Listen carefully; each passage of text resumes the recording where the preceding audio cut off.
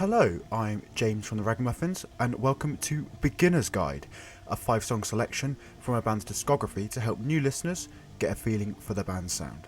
Today, we'll be looking at the 9-headed beast Slipknot, who, unless you've been living under a rock, have surely heard of. Let's get right into it.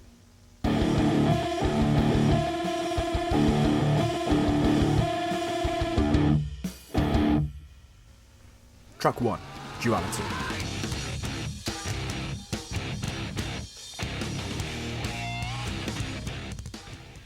The anthemic lead single and track number 4 from the third studio album, Volume 3, The Subliminal Verses, which was released in 2004, Duality is the most streamed song of the band on Spotify with over 315 million streams.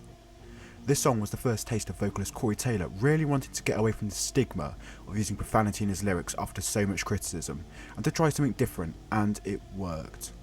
This song has been a fan favourite and maintained a constant presence in the band's live setlist ever since its release.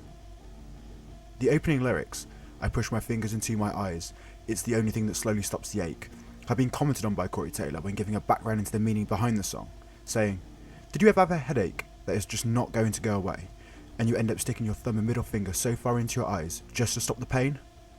It usually has to do with making a choice. You get to that point in everyday life when you have to make a decision that you may not want to, but you're kind of pushed into that position. Duality has one of the greatest and most iconic music videos in all of rock and metal.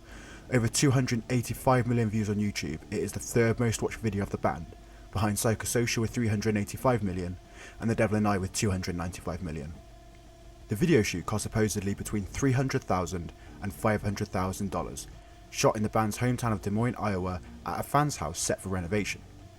To sum the video up, it's just pure chaos, consisting of a large group of fans surrounding the band while performing the song, alongside shots of the house and surrounding area being trashed and destroyed. From Sid crowd surfing in the house, to Clown parading around the fans with his baseball bat, and the lucky fan who had Corey scream in his face during the second chorus, this is a music video you wish you would have been a part of.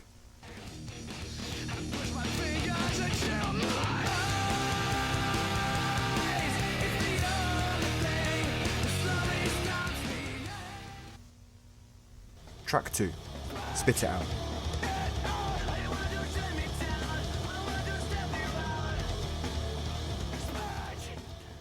Spit It Out was the second single from the band's self-titled debut album released in 1999, with the song released the following year.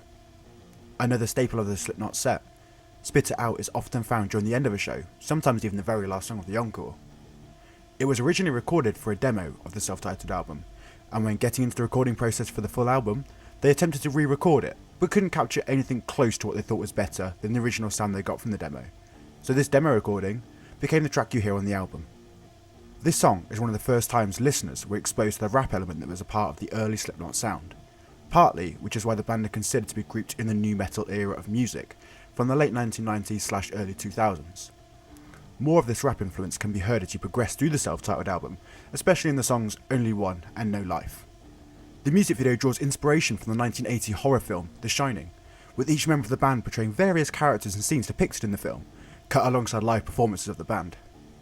When performed live, the bridge section is often extended to make room for the zero bullshit test. This consists of Corey motioning for the audience to crouch down, building the tension for the fans. The bridge then gets repeated where the line "good enough had enough" is replaced with Corey roaring "jump the fuck up" to the crowd, where in unison, they proceed to do so. I have participated in this 3 times, and each time seen the crowd act in unison, especially when doing so at Download Festival with near 100,000 people in attendance, is something quite special. Many bands have tried to replicate this during songs, but none have quite succeeded in doing it as successfully as The Knot.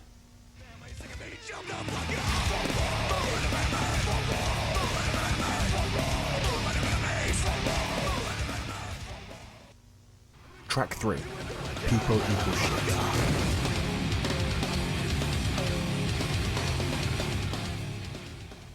The second track off the sophomore Iowa album released in 2001, this song is the epitome of heavy metal. With so much pressure and expectation after such a successful debut album, Slipknot delivered what is widely perceived as one of the best metal albums of all time and the heaviest of their discography. Coming off the back of the eerie intro 515, the song erupts into pure anger and rage through the thundering tom work and blast beats of Joey Jordison, and screams from Corey Taylor that make it feel like the song's lyrics are aimed at an individual of his choosing.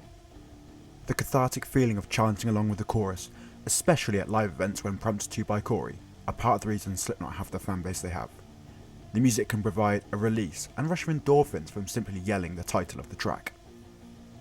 Commonly found early on in a Slipknot live set, it has been used numerous times as the first song in the set. It sets the tone for the concert ahead with its fast-paced, energetic and chaotic instrumentals, which are essential to the Slipknot sound.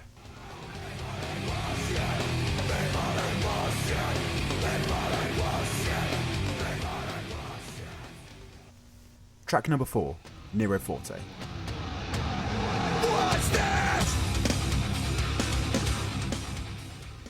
This is the fourth single from the sixth album titled We Are Not Your Kind, released in 2019. The song's title can translate to black and strong respectively from Italian, reflecting Corey's lyrics regarding a time of depression for him and how it felt it was draining him. Composed originally by Clown, the song is very percussive driven, similarly to popular song Psychosocial, as well as The Blister Exists, providing some prominent snare drum sections. The opening riff is simple but catchy, almost reminiscent of the introduction during the song Before I Forget. The chorus gives a chance to show off the vocal range of Corey, flitting between the falsetto vocals and aggressive growls in an almost call and response dynamic. Nero Forte quickly became a fan favourite following We Are Not Your Kind being released, and translated fantastically from album to stage when it is included in more recent Slipknot sets.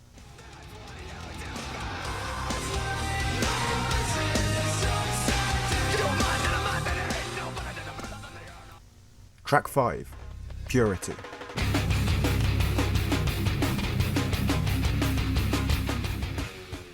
Originally the 9th track on the debut self-titled album Slipknot, the song was removed from the album soon after release due to the copyright allegations concerning the concept of the song. The lyrics, claimed to be written 5 years prior to the song's release, tell the tale of a girl being kidnapped, kept in a box and eventually buried alive. The copyright allegation came from a website which creates fictional crimes told through realistically fabricated documents. The story mirrors the lyrics, with the fictional crime naming a 20-year-old woman, Purity Knight, being abducted and buried alive. At the time the website released these crime stories, many people believed them to be real, including Corey Taylor. The song was first written as a demo named Despise, which was released on the reissue of the debut album after Purity was removed. Corey has stated the song didn't work as Despise and so was reworked alongside producer Ross Robinson, taking inspiration from the crime story he believed to be real. The demo Despise became Purity, taking the name of the victim in the story as the new title of the song. Corey has spoken during his Q&As in more recent years about how Slipknot won the legal battle to get the song back, and include it once again on re-releases of the debut album in 2009, 10 years after it was taken off. Even when the band were unable to release the song on any albums, they continued to play the song live, even having it featured during the 2002 Disaster Pieces live DVD. The song notably features heavy scratching from DJ Sid Wilson, and is another very percussively driven song, with verses being focused mainly on the vocals and drum parts.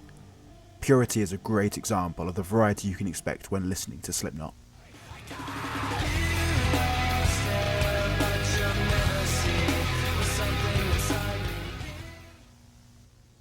So, do you agree with the choices we've made? What 5 Slipknot songs would you choose to introduce someone to their music? Comment down below, like the video, and be sure to check back for more beginner's guides, and maybe you'll discover a new band to listen to.